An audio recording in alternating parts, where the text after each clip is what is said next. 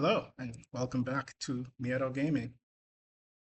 Part of what we've been discussing here overall, we went through some of the account priorities, took a look at my roster, but a lot of those two videos really focused on Faction Wars normal progress being made, and that's going to continue. That trend is going to continue on this video.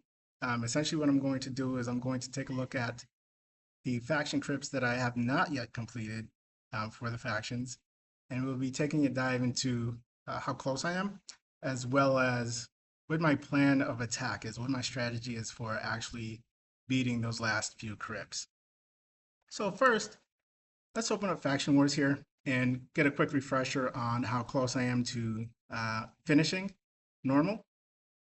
Again, as a quick refresher, I do want to finish normal before this last faction crypt comes online here for the Argonauts.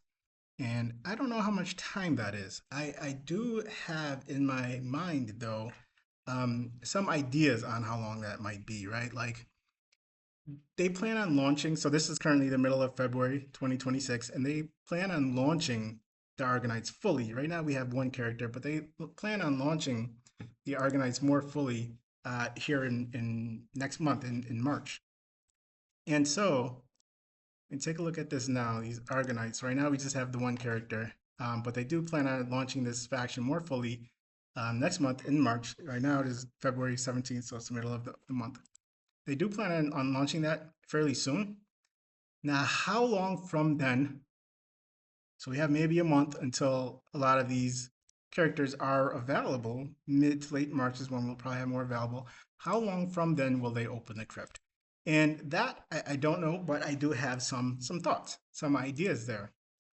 And I think there is a chance that they open it immediately after they release the champions from that faction to the game. Maybe they immediately open the crypt afterward.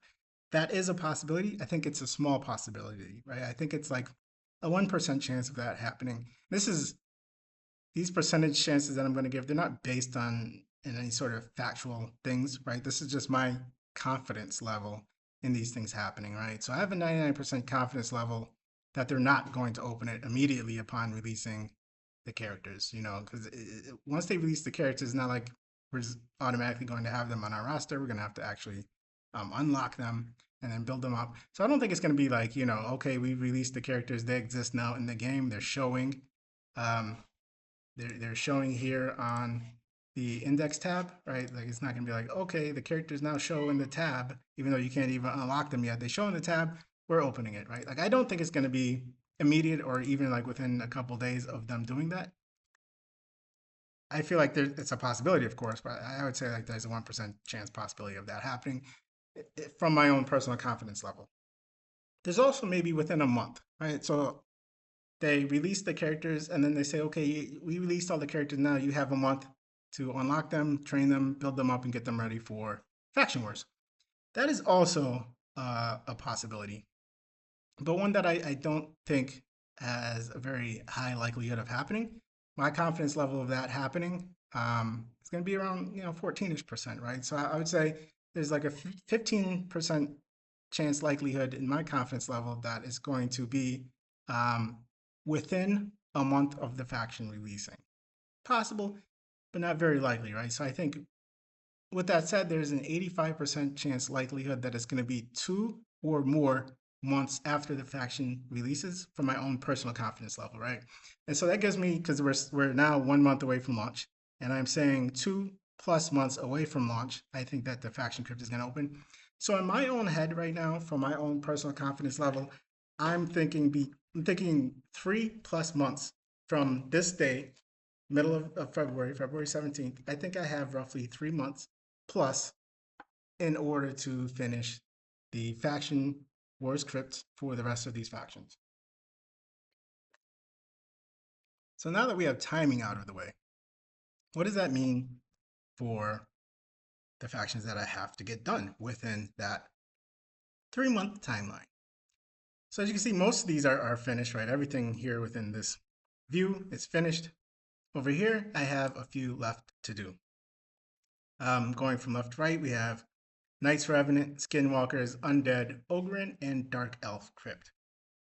Now I'm going to go through each one of these. I'm going to discuss my plan of completing this within the next 3 months. Um, but I'm going to do it in order of how close I am to finishing.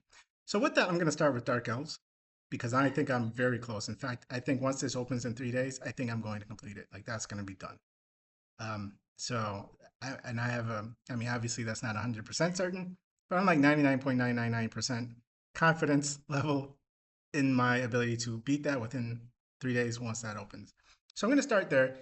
And then the next two will be Skinwalker and Undead. And I think, you know, my overall confidence level between the two is pretty close.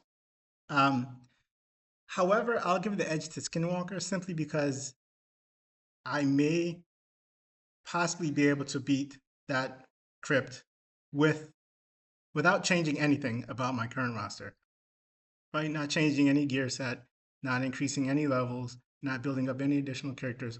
I may possibly be at a point where I can beat the Skinwalker crypt just with what I currently have on my roster. How likely am I to be able to do that? I think it's not very likely, but I do think it is a possibility. Whereas with Undead, I know for sure I can't. I need to make some changes there, right?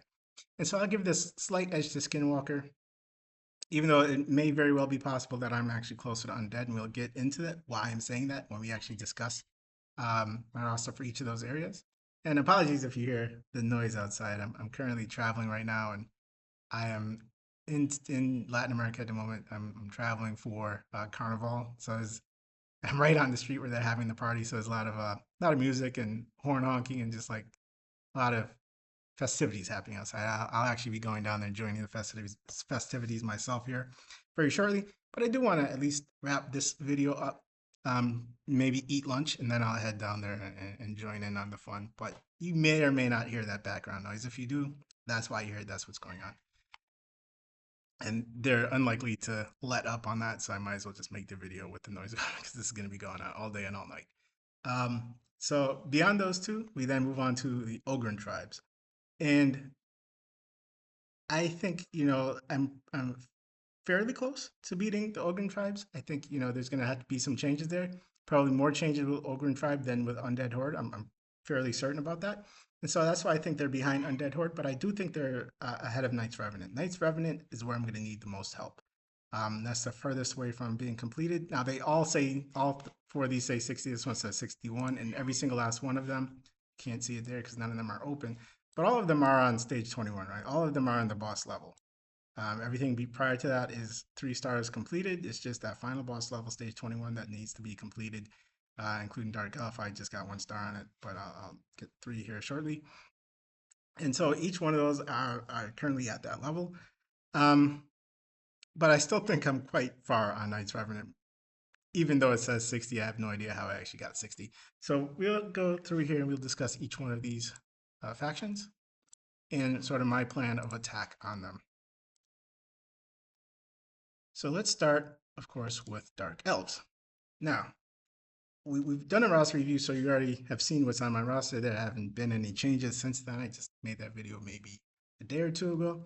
I think it'll be posted one day in advance of this one, but it's maybe been 1 or 2 days since I've actually made the video. But why I think I'm going to finish this one in just a couple days is pretty simple, and that's Mithrala. I just unlocked her. I've already built her up. I don't think she's level 60 yet. I think she's like level 57 or 58 or something. But even if she's not level 60 by the time the crypt opens, she probably will be. But even if for whatever reason, she's not, like, it's 2 levels, right? It's not really going to matter. I think the big thing is she's going to add a lot of utility to my team, whether that's poisons, um, hexes. She has an AOE here with some buffs and placing hex on the enemy. And most importantly is this. I think this is going to be great to remove a lot of the debuffs. That final boss stage, not the boss himself, but on that final boss stage, there's like provokes that get tossed out. There's a lot of stuff happening. So being able to remove the debuffs, placing a shield on my team, and placing a strengthened buff and all that, I think that's going to be enough to knock my team over the edge. I was already really close to doing it. I think the one main issue is, I just couldn't get a revive off in time before the boss died or something like that, right? There was always just some some little minor thing that was just holding me back a little bit. But I think with the shield buffs and a couple other things that'll kind of push me over the edge. So I think right now I can't even think of who Mithrala would be. Oh yes, she will be replacing Cal or Coldheart.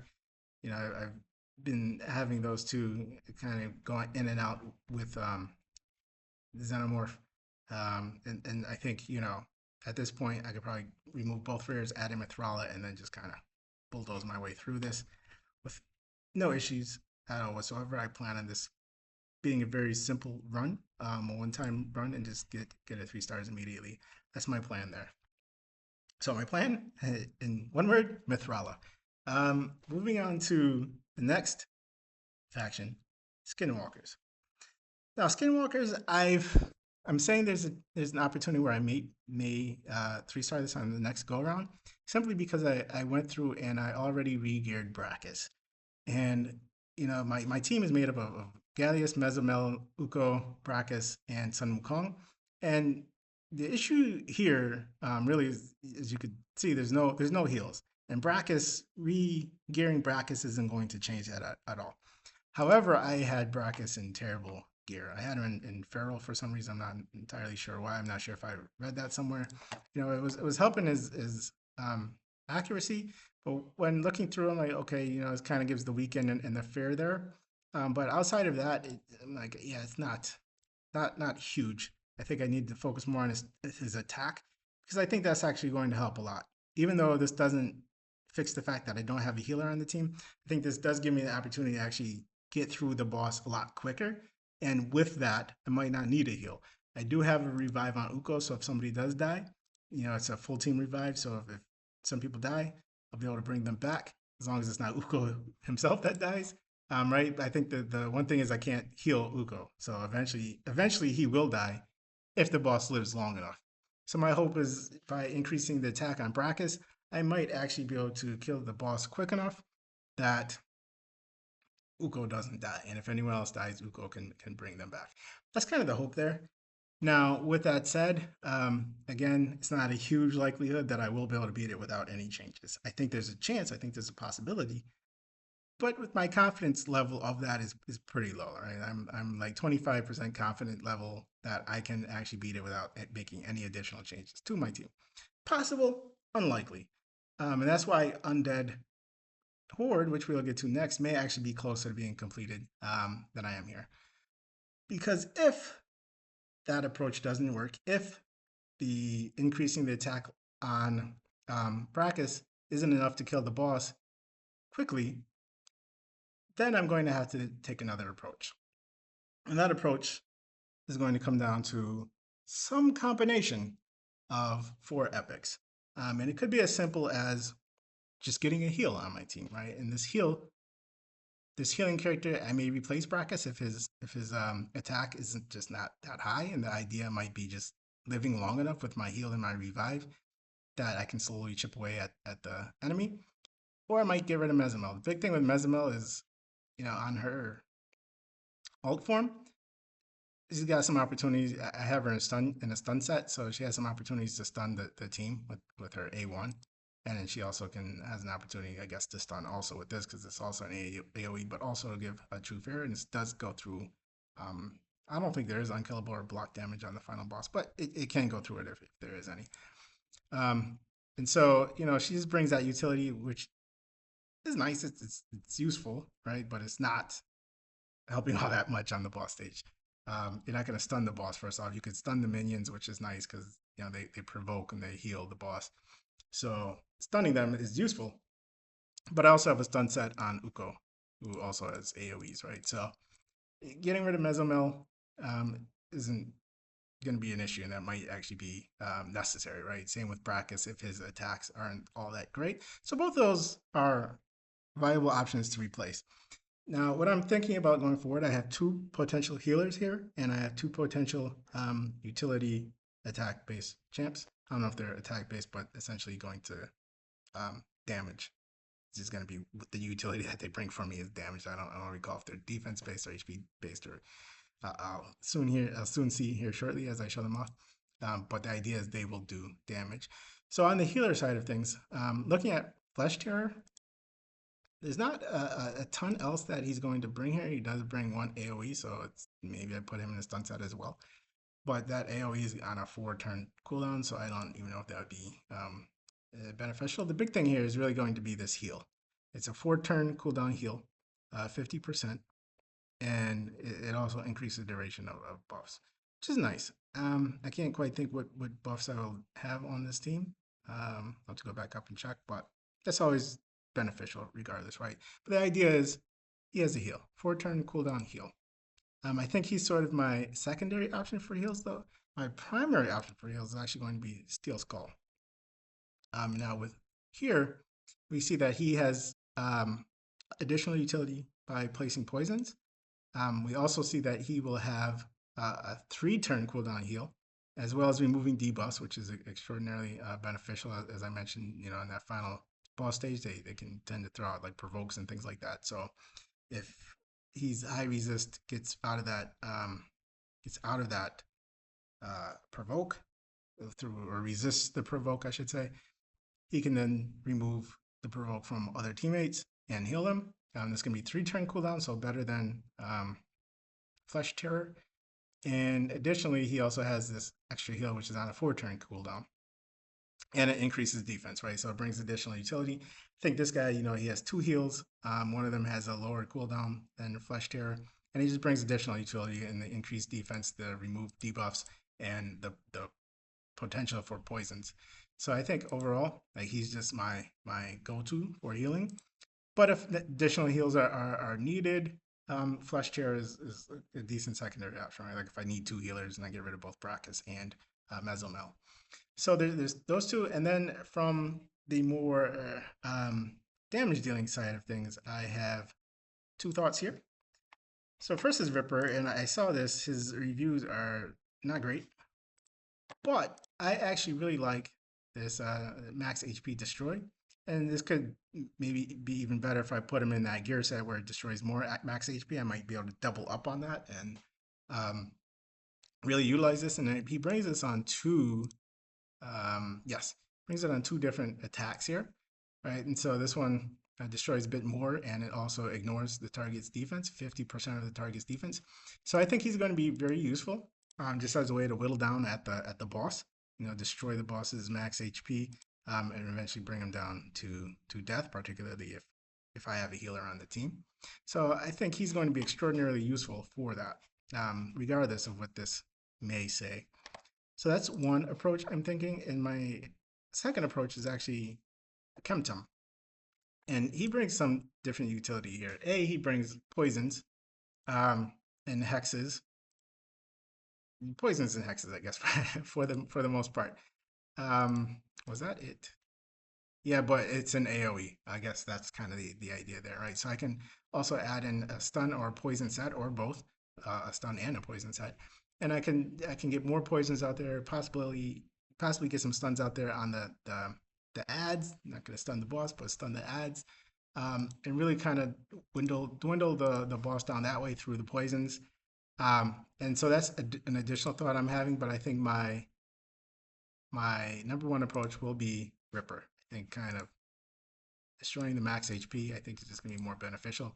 And so I am thinking Ripper and Steel Skull are my 2 main ones that I'm going to try to pull up, but I will also be pulling out Flesh Terror as well as a Chemtum, just in case, right? And I think between the 4 of them, some combination between the 4 of them, going in for Mesomel or Brachus or both, some combination of that will allow me to get through Skinwalker's faction crypt.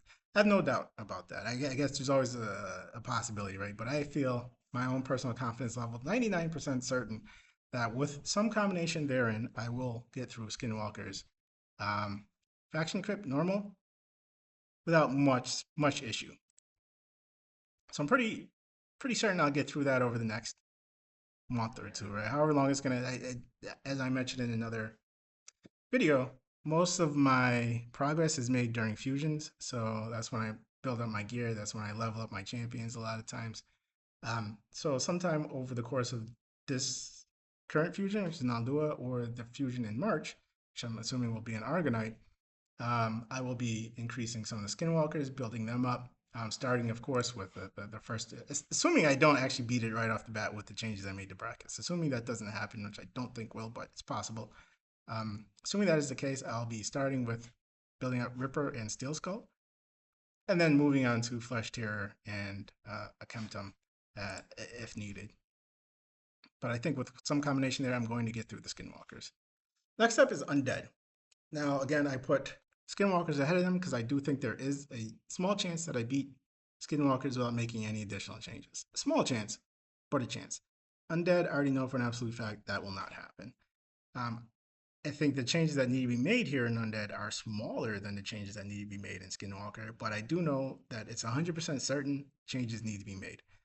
And those changes are mostly just going to be gear changes. So Ultimate Death Knight, his gear set, I have him in some defense-based gear sets and things, but it's old. Right? It's when I first unlocked him, he's one of the first legendaries that are unlocked, and so he has really old gear. It's not the best, so I do need to update it. I do need to get him in brand new gear of 16 plus. That will help keep him alive and help keep his teammates alive. And so I think that's going to be extraordinarily helpful from that perspective. And additionally, I've already started the process of getting Necrit into new gear. He's not in defense-based gear at all, but I do plan on getting him in more defense-focused gear, making sure his defense is built up and everything. And my hope of what to gain out of him is going to be more. He does have other utility, just with some ally protects and some buffs and debuffs and things of that nature. But I think more importantly, what I'm hoping to get out of him is going to be more damage. I definitely need more damage out of him. Again, I don't have him built in defense based gear right now. His defense is not very high, and you can kind of see that the damage is based on defense there. Um, I'm assuming it's the same here. It doesn't say that. But I'm pretty sure he also attacks. I know he calls an ally to attack, but I'm pretty sure he also attacks on this from my recollection, or at least that's what the animation looks like. So I'm not sure why it doesn't say what the damage is based on, but I assume it's based on defense, right? So with that said, I am actually gonna get him in better gear. I'm just gonna see if I can improve his damage output. And I plan on kind of doing the same here with Gaspard. Gaspard has been geared more recently than the other two, so his gear set is a little bit better. However, it's not the greatest, right? And I can improve it. And so that's kind of the plan going forward. I think with some of those changes, I have a pretty decent chance of beating their crypt, their faction war crypt, the final boss getting through stage 21. I think I have a pretty good chance of it. It's not guaranteed, so I do have backup plan, and that backup plan is going to be Dark Lane, who has this destroy target's magic's HP on her A1. And now, someone could correct me if I'm wrong, but I believe that stuff works on bosses, which is why, it's kind of my focus for both this faction as well as Skinwalkers. And this is the main thing I plan on using her main utility, right? She does have an AoE, which can be useful. I've mentioned a lot putting stun sets on people with AoEs just to kind of keep the ads, like the boss, like the little boss minions, at bay, so they can't really heal the boss or gets provokes out there, things like that. So it's possible I do that, but I think the main idea is to get her in high attack, even if it is a stun set, regardless of what the set is. It's probably going to be an attack based set, honestly. But even if I did put her in stun set, the idea is get high attack on her and start destroying the target's max HP. And I think that would be very beneficial if I cannot raise the attack of Necrit and Gaspard hard enough or high enough to actually have an impact. Calamitous, he's doing great. I love Maria. I think people are overly harsh on her. Similarly with April, as I was mentioning with April on another video, I think both of them bring a lot of utility, particularly in faction wars. I can't speak on the rest of these game modes, but like their faction wars ratings are low, and I just, personally, I just strongly disagree with that. I'm a newer player, right? So I can't. A lot of these people, a lot of these 1,687 people, probably been playing longer than me, right? So I'm not going to disregard their opinions or anything, but I still think that's extremely low. I found her to have a ton of utility. This helps her cycle through turns. It has a 33% chance of granting an extra turn, but it seems higher, right? I don't know why, but for me, she gets an extra turn quite often. Yeah, it doesn't grant it if it's a boss, and this is a boss stage. However, if I attack the minions, it'll help me, and the minions do get revived by the boss. So if I attack a minion with this, it'll help me cycle through a turn. And I feel like I get an extra turn quite often from that. So it'll help me cycle through the turns just to keep these cooldowns lower. I feel like this hits pretty hard, honestly. Her A2 hits pretty hard, I think, for being someone who's not necessarily you know, damage based champ. That's not like her utility. She's got other utility besides that. I think this hits pretty hard, and I love this quite a bit. And it does ignore defense, and overall, it's just extraordinarily useful. Same here. Right, this removes buffs from all enemies. This is less useful on final um, that final wave where the boss is at. I don't know how many buffs get put on the minions or even on the boss. I'm sure there's some, but there hasn't been any buffs that come to mind that make me feel like. Except, you know what? There's probably some healing buffs that go on the boss, and this will help strip those away. Um, Outside of that, are there a ton of other crazy buffs that kind of go on them that I find annoying? Nothing really is coming to mind, but I do believe that there might be some like continuous heal buffs or things like that that kind of get put on the boss that can strip away with this. But I also think this hits decently enough, and it is an AOE, so it could help me bring down um, not just the boss's health, but also the minions. And overall, outside of the boss fights, just speaking in faction wars in general, this is so useful going through waves. If people have, block damage or unkillables or anything like that, oh my gosh, like this just strips it from everyone, right? So I don't know why she gets so much hate. And this kind of, this ignores it, right? If somebody's got block damage, this just ignores it and kills them anyways. So, and it hits pretty hard. So I think she brings a lot of utility, even if not necessarily as much for the boss fight itself, just in faction wars. I don't know what this 3.2 is about, but that's just my 2 cents there. So if I do bring up Dark Elhain, possibly Dark Aethel as well, if absolutely necessary, should bring some utility. She's got a number of AoEs, which again allows me to try to throw a stun set on and stun the ads if necessary. But even more than that, she kind of she brings a lot of debuffs, right? Decreased defense and decreased speed and things like that. Also an increased speed, but more importantly, the decreased speed to kind of help me cycle through turns against the boss, lowering the number of heals that the boss is going to get, the number of provokes that the minions are going to be able to throw out, even more so if I'm stunning them, and just kind of help me cycle through turns just to kind of put out more damage. Give me more opportunities to strip some of the buffs and things like that. So my plan is just redo the gear on my starting five. Well, on three of my starting five. I think Maria and Calamitous are in pretty good places. But Ultimate Death Knight, Necrit, Gaspard, it's a lot of defensive uh, focused gear sets. So will I have enough gear to do all three of them? I don't know. But at the end of the day, there's a possibility that I'll be replacing either Necrit or Gaspard anyways with Dark Elaine, possibly both with Dark Aethel as well, though that's more unlikely. But I do think with some combination there, it's very likely that I'm going to get through this final boss and finish Faction Wars normal. Pretty good chance of doing it just again with the starting five I currently have, just after re-gearing them. Moving on to the final two factions here. And next up, number 4 is going to be Ogryn Tribes. Ogryn Tribes, I think I mentioned when I was doing my roster review, I had a lot of fun with this faction. Even though I can't get over the hump and beat this final faction wars stage, I had a lot of fun with this faction, just because of the number of stuns that I can kick out, right? And they're all like AoE based too. So like this has a chance to stun. It's not a huge chance, but it's a chance to stun, and it's a AoE. So when you take that 30 going up to what is that, 50% chance of stunning, but it's across the entire team, right? So you have 5 chances of a 50% chance. So you might only stun 2 or 3 of them maybe per go with this, and it's on a 3-turn cooldown. but still, that chance really does exist. This one decreases turn meter, right? So there's a good amount of crowd control, and he does decent enough damage, right? He's not like one shotting anyone or anything like that, but he does decent damage, and he brings that AOE stun. Ignatius has a chance, low chance, but a chance, 25% chance to stun for one enemy. So you're coming through, everyone's stunned except for one person. You kind of go in with this A1 on that final guy. Maybe you get the stun off there. No chance, but it's happened. Similarly with Cross, his A1 has a chance of stunning, 50% chance, so better chance.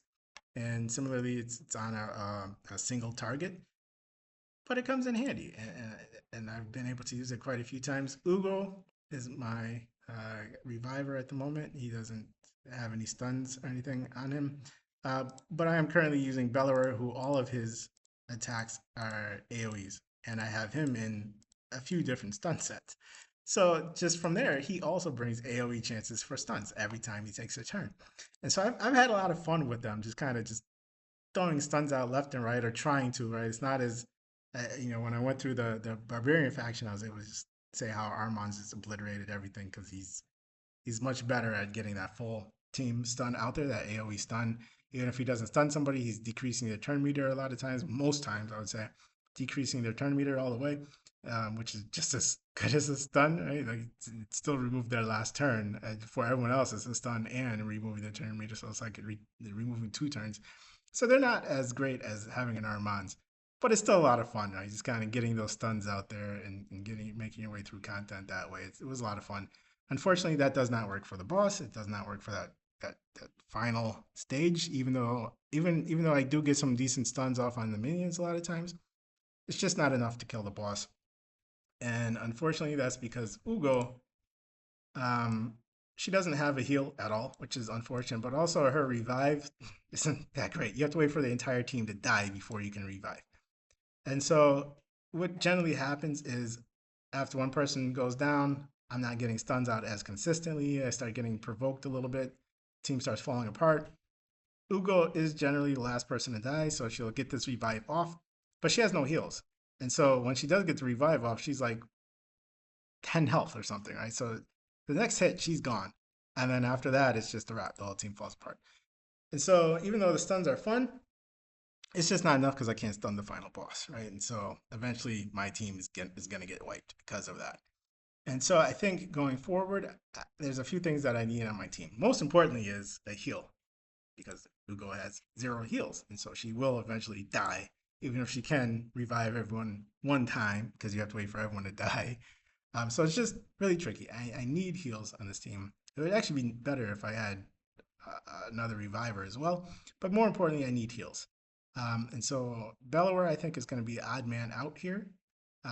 Quite possibly Bellower and maybe one of these, maybe even Ugo. I mean, that revive is so specific, right? You can't use it until everyone dies.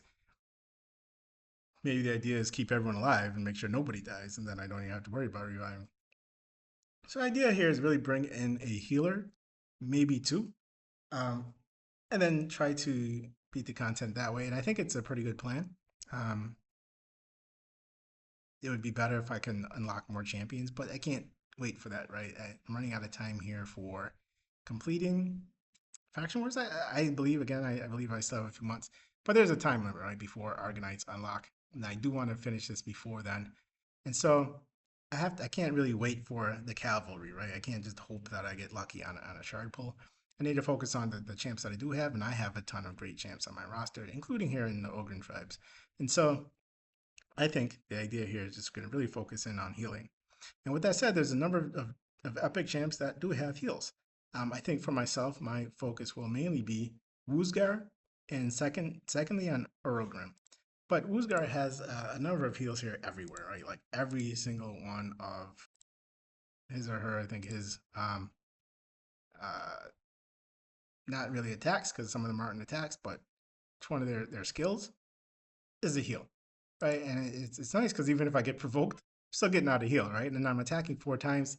Each hit heals an ally, right? And I think each time it's gonna switch the ally based upon who the lowest health ally is. And this goes up to an additional 20%. So this is actually going to be, if my understanding of this is correct, and it's not 5% of 2%, but just 5% overall, then this is going to be a 22% heal of this champion's max HP. So it's just going to be loading this champion up with the HP and then healing everyone for 22% of his health every single time, even when he's provoked. And then on top of that, having these all allies heal. This one is all allies, 20%.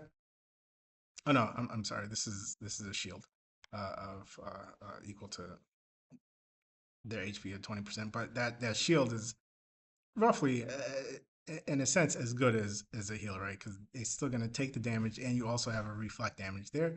So in a way, it's just as good as a heal for those 2 turns, which will be almost enough to bring the heal back. Well, it will be because this is 1 turn, so that takes one of the cooldowns away, and then the shield is there for 2 turns, so that takes down the next 2 turns. And so that'll give it an opportunity to bring this next heal back around. This isn't a huge heal by any stretch of the imagination. It's only 10%. But again, it is based off this champion's max HP. So it's going to just be loading this champ up with HP, just loading them up with HP so that this heal is pretty good, even if it's only 10%. So this shield, the reflect damage, getting a counterattack on there is going to help me kill the boss and his minions. This is a counterattack on it's only a counterattack on this champion, actually, not the full team, but still useful. And then, of course, you have this heal coming in as well. And so this is going to be 22% heal. And so just every turn is going to be some form of heal, whether it's putting a shield on them or an actual heal itself. But I think overall that should be enough to kind of get me over the hump, hopefully. But I am also looking at Urgrim as well, who brings additional utility. So him or her, it's really difficult to tell with some of these Ogrins, but regardless, they're bringing additional utility with poisons and things like that. But we have here a 3-turn cooldown, which removes all debuffs and heals the team for 40% of their max HP, which is great. And then this brings in both a poison and a heal on a 4-turn cooldown. So this champ is sort of a good secondary if Woosgar isn't doing enough on their own. Maybe I bring in both, and then in that case, it won't just be Bellower that's gone, but it'll also be Ugo that's gone. And with both of them, I'm hoping those heals will be enough. If for some reason they're just not cutting it, we also have some other. There's a lot of just random heals in this faction, right? They don't. You look around, there's not a lot of just great overall healers, but there's a lot of just random heals, right? Like Grush has a random heal where he brings in this continuous heal. I think Grunch has a random heal somewhere, right? So there's a lot of people that just bring in these random heals and things, but also bring in additional utility. So if need be, if I'm like, okay, these heals just aren't enough on their own, I need additional utility, I can look at some of these other champs, the Grushes and the Grunches, etc., so that I get some healing, but maybe some additional utility as well. But my plan, I think, honestly, is going to be bring in Woosgar in place of Bellower, and then bring in potentially Eurogrim in place of Ugo. But we're going to start with Woosgar first and see if that's enough. And I think between those two, I don't think I'm going to have to worry about looking at any of the other champs, any of the Grushes or Grunches or anything like that. I think between Woosgar, possibly Eurogrim, I feel very confident that that's going to pull me through. But that does mean I need to build up additional champs. Something that I may not need to do in Undead Hordes, and I may not need to do in Skinwalkers, although I think I will in Skinwalkers. May not need to do there, and so that's why I have them a little bit lower. And then lastly is going to be Knights Revenant. And this is where I feel furthest off from completing Faction Wars Crypt. I just need help here, I think, overall, in the form of additional champs. I look at my roster and I do not feel overly confident that I have what I need to get through Faction Crypt. Now, I do have all of the epics. So I guess I do, right? Somewhere on this roster, I have what it takes to get through. Because there's people out there right now watching this video that are thinking to themselves, I had no legendaries. I had nothing but epics and rares, and I got through because it's Faction Wars normal, right? Not Faction Wars hard. So there's somebody out there thinking right now, all I had was like 3 epics and 2 rares, and I got through. So I probably do have what I need on my roster to get through. However, I would love some additional support in the form of other champs. I'm not too thrilled with the champs that I have available in my at least in my legendaries, right? Um, not I'm not super thrilled with Best Office. Drang is okay. Actually, Drang is pretty decent. I like him a little bit. He brings in HP burns. He does have kind of this heal here. It's more of an equalize, but it equalizes it with the highest HP ally, which if that whoever that is, it's healing everyone else to that level, right? So it is a heal. He brings an HP burn, and that's an AOE HP burn, and then this kind of activates the HP burns, and is a nice attack.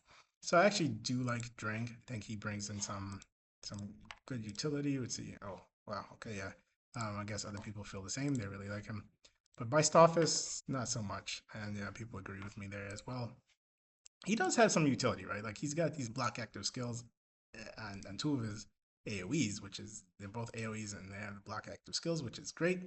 And it does heal himself, but that heal does nothing for him. He just dies anyways, like immediately. So that doesn't do anything for him. Um, he doesn't hit very hard. And it could be a gearing issue. Maybe I just need to work on his gear. But looking at the way other people have reviewed him as well, I think it's not necessarily a gearing concern. I think he's just not all that great. Um, Somewhat useful. Again, I do like the block active skills. I like that quite a bit, and he's got it on two AOE's, right, as well as a decreased defense. So that's nice. It's not cutting it, I think. And so going forward, I do need more help than what my current team has, right? So I'm using those two. I'm using Miscreated Monster, who I think is doing great. I'm using Rector Drath, who I think is doing great. And I'm using Whisper.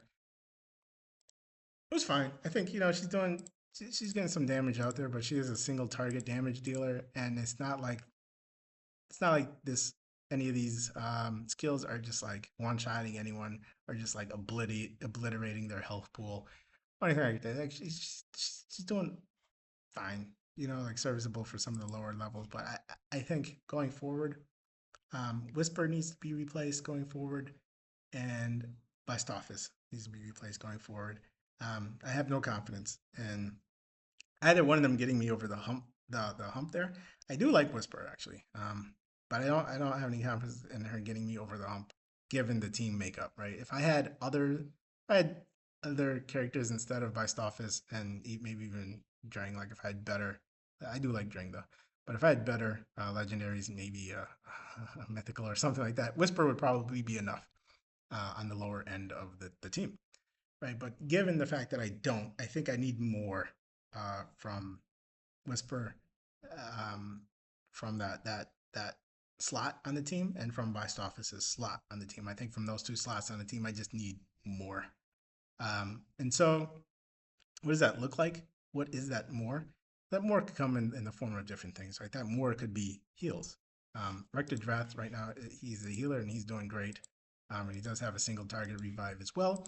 And then, of course, also on Drang, we have this essentially this heal, right? It's an attack with a heal on it, a team wide heal. And so I think with that, we have heals. But similarly to what I was doing with my lizard men, where I was just out healing my opponents, I think we can bring in some element of that. Of course, that wasn't enough to get me over the hump and beat the boss there, but we could bring in some element of that. Kind of like my approach with some on another foot, similarly to my approach with Ogren Tribe to get through everything leading up to stage 21. We could look at trying to get a whole bunch of stuns out there on the targets and on like the boss minions and all of that, and on the waves leading up to the boss wave. And why that's not enough to get me over the hump with Ogren Tribe, getting in some element of that into this team could be helpful. And just kind of also increasing my attack, right? Because Whisper is just not cutting it from an attack perspective. These are the things that I'm thinking about going forward. So it's like bringing in more heals to kind of get some element of my Lizardman approach, bring in some stuns to get some element of my Ogren Tribe approach, and then just bring in additional, damage as well. Bringing all of those elements together, I'm hoping will form some sort of strange concoction enough to get me over the hump, right? On its own, none of those things would work, right? We saw with Lizardmen, having a ton of heals isn't enough to get you over the hump. You can't kill the boss. It doesn't matter how long you can stay alive. The boss is never gonna die, right? Being able to stun lock the minions isn't going to be enough to get you over the hump if your team does eventually die. So bringing both of those things, I think, might be the way forward, as well as just increasing my overall attacks. And to do that, I was looking at a few epics here, and I think that might be able to help. Right, three in particular, and I think some combination of those three, replacing Whisper and Blast Office, may possibly be enough to get me over the hump. No, I'm not super confident in it, but it may be enough. And so the first champ that I'm going to look at here for that is Sinesha. And I should also note a couple of these champs I have souls for. So for Sinesha, I have a 6-star soul. So it would also be great to like. I don't think I can't get Brimstone on her because she's epic, um, but getting on some form of um, can't even think of what they're called right now, but like the Brimstone and all of that, blessing, and getting on some form of blessing on some of these champs, I think is gonna go a long way. Even though it won't be Brimstone for any of these, I could probably throw Brimstone on like Drang, just to kind of help with that final boss. He'll be the only legendary I have going in. Um, if I go through with this and get rid of Best Office, be the only one there. So maybe throwing Brimstone on him will be useful, but I can't because I don't have souls for either one of those two champs, right? So I can't do anything like that. So I think I need to come in with some blessings for some of my epics. And it won't be Brimstone, but I can go through, I can see what else I can use in place of that, right? That will help me get over the hump with the boss. I know there's something that allows you to ignore defense. Sinesha, I wouldn't necessarily utilize that for, but I do have a 5-star soul for, or 6-star soul for her. And so that blessing, whatever blessing I ultimately go with, is going to help in some way, shape, or form. And there's also tons of utility here, I think. So we have, similarly to Drang, this heal through equalizing with the highest HP level um, champ, which it's been great using that with Drang. I think having two of them would be even better. This will be on a 5-turn cooldown, but you have to remember I also have Rector Drath with heals, and then I also have Drang coming through with the heal. So even though it's going to a long turn cooldown, having that additional heal will be useful. This is an AoE. I think it's our only AoE. Yes. This is an AoE.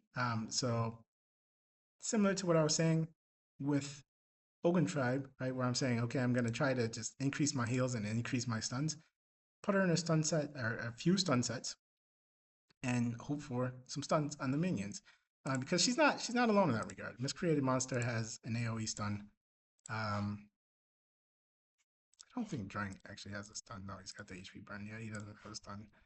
But kind of starting to work on that along with Miscreated Monster, having an AoE stun here that might help minimize the impact of the minions, like the little ads that are going to be throwing out provokes or trying to heal the boss, and just kind of using some stuns there to help mitigate that, I think will be useful. Having this additional heal will be useful. And then lastly, we have this one this single target attack. However, the more important thing is it heals the lowest ally, right, the lowest HP ally, and it's a decent heal to bring it up to 40% booked on a 3-turn cooldown. So it gives me 2 heals and an AoE stun, right? I'm gonna put her in stun sets, an AoE stun plus 2 heals, one on a 5-turn cooldown, one on a 3-turn cooldown. And together that kind of helps me bring in some of what I was using with the Ogre tribe and the Lizardmen, where I'm just out healing my opponent. Again, that didn't get over the hump on its own. And trying to stun lock the ads, again, that doesn't get me over the hump on its own. However, I'm trying to now piece together both of those strategies combined with a little bit extra attack, which we'll get to here shortly. But I think this kind of helps me do that. It starts tossing out these AoE hopes at a stun. I also have 2 different heals here, so that's going to be useful. Another character that I'm looking at to help with that is going to be Doom Priest. And this is less on the stun side. She doesn't have any AoEs. However, she does have this right here, which is essentially heals your team every single turn. And beyond that, for myself, because this is not based on Doom Priest's HP. I think this is based on the each individual champion's HP, all of her allies' HP, on how much HP they're actually going to get um, healed. And so my thought process here with Doom Priest, instead of thinking about stun sets or anything along those lines, is really going to be her own survivability, making sure she's not dying. I think that's going to be important. But also is going to be relentless set, just kind of trying to cycle through her turns, because every single turn she's healing the team. So if she gets, on average, 1.8 turns every time her turn comes around, I think that's good, right? That's, you're thinking about an average 10% heal every single time she takes a turn. That's going to go a long way towards keeping my team alive. And we add that in with some of the stunning that I'm hoping to get with Miscreated Monsters, AoE stun, and Sinesha's AoE attempt at a stun when I have her in 3 stun sets. And suddenly we can start seeing some sort of mixture of my approach with Lizardmen and with Ogre Tribe, to hope that combination will kind of get me over the hump. Because we're looking at every time her turn comes around, maybe 10 to 12%, right? Just on average, because she's going to be taking more than one turn on average every time her turn comes around if she's in a relentless set. And so that approach could be one thing where I'm improving my chances of stunning the ads, as well as my healing. And that kind of gives me that combination. The second person I'm looking at is, so Doom Priest is more on the heal side of things. So it pushes things more in the direction of Lizardmen, of where I had my Lizardmen faction, where I'm hoping to out heal my opponent. Thalesia is gonna pull me in the other direction. And for Doom Priest, I don't have a soul, but for Thalesia, I have a 5-star soul. So I will be able to put her in, put her 5-star soul in, and give her some sort of a blessing. And she's more of an attack focused or a damage focused champ, whereas Doom Priest is gonna be more of a heal focused champ for myself, and it's gonna be more just relentless, trying to get her cycle her turns so that she heals more and more. With Thalesia, it's gonna be a little bit different. I think. Okay, so she has 2 AOE's. So the idea similarly will be try to get some stun sets on her. Stun sets with high attack, of course, but stun sets nonetheless, just to kind of push things more in the direction of the Ogre Tribe, where I'm hoping to get a lot of stuns on the ads so that they can't provoke as much, they can't heal the boss as much. And then also this, I mean, we're not going to have any hexes, so I don't know how often this is actually going to happen for this debuff spread. Like, I don't have to go take a look again, but I don't know if I have a whole lot of hexes going out there, especially if I'm removing Bystofis, who I think possibly might have had a hex. So I'm not sure how often this will come in handy outside of just doing some damage. But having 2 AoE attacks, I think it's huge, particularly having a decreased defense on one of them. And what is this? This is going to be 3-turn cooldown. So I would essentially be able to go in a cycle, right? And it's going to be use this, use this, use this, use this, use this, right? Just a cycle on her turns, to constantly be trying to get out some of the stuns, constantly trying to do some damage, and also trying to make sure I'm getting this decreased defense out there. So I'm thinking just overall, really focus in on her attacks, so she's doing high damage, but get her in stun sets, not attack based sets, but stun sets with high attack, high accuracy, to try to make sure I'm getting this decreased defense out there. With this decreased defense, hopefully that'll give Miscreated Monster and Drang more opportunities to do higher damage. And that's kind of my thought process here on Thalesia. And I do think with that combination, Sinesha is likely going to be one of the champs, and regardless who else comes in, it'll probably be Sinesha, and then one of Doom Priest or Thalesia, based on which direction I want this to go more into. And if it's like, okay, I need more heals, then it's gonna be to keep my team alive. Rector Drath, again, he has a heal, team-wide heal. Drang has a single target heal. Sinesha will be bringing in 2 different heals. And I think, what is this? Yeah, they're both single. Nope, this is all ally, so 1 single target, 1 all ally heal. But a lot of healing going on. Doom Priest is going to bring in even more. Maybe less so on the damage side of things. That's not really how I'm thinking about building her. I could try to make sure that my Relentless set has a lot of attack and make sure that whatever the other set is, because Relentless is a 4-piece set, so I give me at least opportunity for one more 2-piece set, potentially a 5-piece set. Um, when we think about nope. Oh yes, yeah. I don't have a soul for her, but I can still um, put in like 6 purple stars or whatever. Right, even I can't get in 6 red stars. But that would be my focus here. It's gonna be more on Relentless and getting these heals out there. My focus for Telesia would be more on the side of stun sets, but increasing her attack. But in stun sets to get more stuns out on the ads, the little minions, little boss minions, and just kind of adding some additional attack to my team. If I could get it to the level of Whisper, if I could get her doing as much damage as Whisper, I think that's huge, right? Because her stuff is AoE and I'm possibly getting some stuns out there. And that just makes her a better Whisper for me, right? Where I'm saying Whisper isn't doing enough, this would make her a better Whisper. So these are AoEs, these are potentially getting stuns out there. Suddenly she's way better than Whisper would be. So that's really the level of attack I need out of Thalesia, or the level of damage I need. If I can get Whisper level damage, I'm happy, because this is Whisper level damage across multiple targets instead of just one, with a potential for stun. And so I think that combination may be enough to get me over the hump. However, this is the faction that I have the least amount of confidence in. And there you have it. So that's my plan going forward for the 5 factions. I spent a lot of time on that last one, but I think overall this is going to be a shorter video than my last 2. And I'll get better at decreasing the length of my videos as I go on. It can sometimes be long-winded. But that's my approach. I do think, again, quick overview, I think my Dark Elves is pretty much done. We'll be finishing that up here shortly. Skinwalkers, I'm very close on. I'm going to give it a shot with the gear changes I made, but I do think I probably have to bring up 1 or 2 more champs just to end that one.